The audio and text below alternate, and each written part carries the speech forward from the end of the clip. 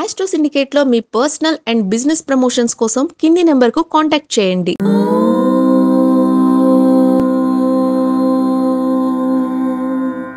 ఓం శ్రీ గురుభ్యో నమః. హరి ఓం. శ్రియః కాంతాయ కళ్యాణ నిధయే నిధయేర్థినాం శ్రీవేంకట నివాసాయ శ్రీనివాసాయ మంగళం. మంగళం కౌసలేంద్రాయ మహనీయ గుణాత్మనే చక్రవర్తి తనూజాయ సార్వభౌమాయ మంగళం. అందరికీ నమస్కారం. ఈ మార్గశిర మాసంలో వచ్చేటువంటి పండుగలన్నీ మనం తెలుసుకుంటున్నాం. అలాగే మనకి ఈ మాసంలో వచ్చేటువంటి మోక్షద ఏకాదశి అటువంటివి కూడా తెలుసుకున్నాం. అయితే నిన్న 11/12/2024 రోజున మనకి ఏకాదశి జరిగింది. ఈరోజు అఖండ ద్వాదశి, అంటే 12/12/2024 రోజున అఖండ ద్వాదశి వాళ్ళు. అది అత్యంత విశేషమైనటువంటి ఒక పుణ్యబలాన్ని కలిగించేటువంటి రోజు.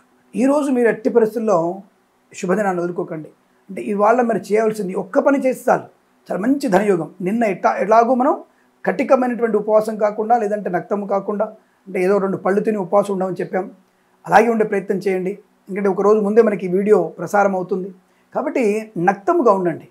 కానీ నెట్టుగా అంటే ఏమి తినకుండా అట్లా నక్తముగా ఉండే ప్రయత్నం చేయకండి.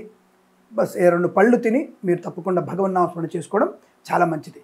అలాగే 12/12/24 గురువారం రోజున ఒక మంచి పని చేసే ప్రయత్నం చేయండి. అంటే మీరు స్నానం చేసేటప్పుడు కూడా ఈ పదార్థాలు వేసుకొని స్నానం చేస్తే అత్యంత శుభప్రదం. ముఖ్యంగా ఈ శని ప్రభావన రాశులు ఏవేవి?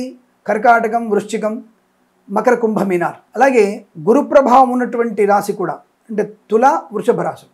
తుల రాశికి ఏమో అష్టమ గురుడు, వృషభ రాశి ఏమో జన్మగురుడు. కాబట్టి ఈ తుల, వృషభ రాశుల వారు, కర్కాటక, వృశ్చిక, మకర, కుంభ, మీన రాశులు మాత్రమే 6 రాశుల వారు తప్పనిసరిగా నేను చెప్పినటువంటి ఒక మంచి పనిని చేసే ప్రయత్నం చేయండి. తప్పకుండా మీకు జన్మజాతకమైనటువంటి సమస్తమైనటువంటి దోషాలు పరిహారం అవుతాయి. ఈ యొక్క నేను చెప్పినటువంటి పరిహారం చేసుకున్న తర్వాత మీరు ఒకళ్ళకో, ముగ్గురికో, 5గురికో, 7 మందికో, 9 మందికో, అంటే బేస్ సంఖ్యలో ఉన్న వ్యక్తులకి అన్నదానం చేయండి. తప్పకుండా అన్నదానం చేయండి.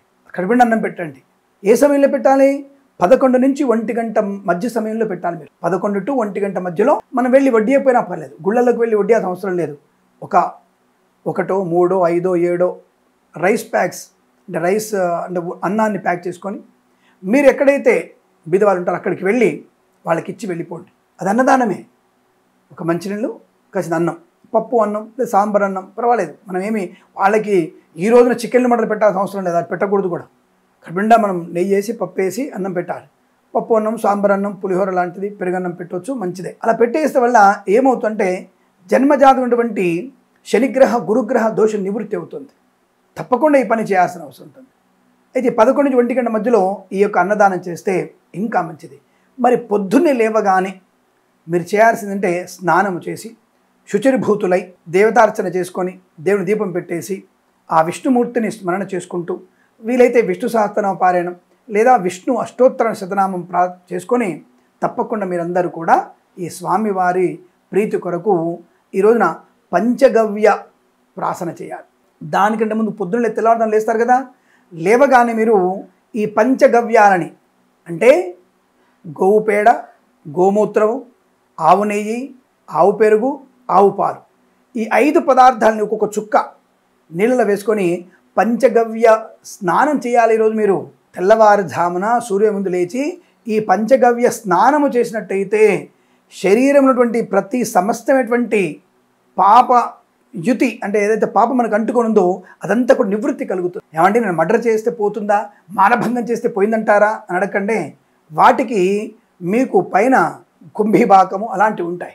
కానీ మనకు తెలిసి తెలియజేయనటువంటి చిన్న చిన్న దోషాలు, ఎవరికైనా అప్పిచ్చాం, మర్చిపోయి ఎగ్గొట్టాం, మనం ఎవరికో మన వల్ల బాధ కలిగింది, మనసులో లేదా మాటలతో బాధ కలిగింది, మనం యాక్సిడెంట్ చేసి పరిగెట్టుకు వచ్చేసాం, ఒక జీవాన్ని చంపేశాం, ఒక ఆవో లేకపోతే ఒక దూడనో లేకపోతే ఒక పందియో లేకపోతే కోతియో తగిలింది, పాపమేగా. ఇలా పాపాలు పేర్కొని ఉంటాయిగా. అటువంటి పాపాల నుంచి నిష్కృతి కలగడానికి ఈరోజు పంచగవ్య స్నానం ఆచరించాలి. అందుకే దీన్ని అఖండ ద్వాదశి అన్నారు. దీన్ని అంటే స్నానం చేసేటప్పుడు ఒక చుక్క పాలు, ఒక చుక్క ఆవు పెరుగు, ఒక చుక్క ఆవు నెయ్యి, కాసింత పేడ, ఆవు పేడ, ఆవు మూత్రం, ఇవి 5 వేసుకొని స్నానం చేసేసి శుద్ధిగా మీరు దేవతార్చన చేసుకొని ఆ పూజ అంతా అయిపోయిన తర్వాత పంచగవ్య ప్రాసన కూడా ఒక వెండి గిన్నెలోనో ఒక మట్టి మూకుల్లోనో ఆవు పాలు, ఆవు పెరుగు, ఆవు నెయ్యి, గోమూత్రము, గోవు పేడ ఈ 5 వేసి గట్టిగా చిలికి దానిని స్వీకరించాలి. అది ఎంత అమృత తుల్యం. అది మన శరీరం బయటనేమో శరీరంలో పయనించినటువంటి సమస్త దోషాలు తొలగిపోతాయి. లోపల వల్ల సమస్త పాపాల నిష్కృతి కలిగి లోపల ఉన్నటువంటి హార్మోన్స్ అన్ని ఆర్గాన్స్ అన్నీ కూడా మనకి బ్రహ్మాండంగా పనిచేయడం మొదలు పెడతాయి. అందుకే ఎటువంటి అఖండ ద్వాదశిని ఎట్టి పరిస్థితులు మీరు వదులుకోకూడదు.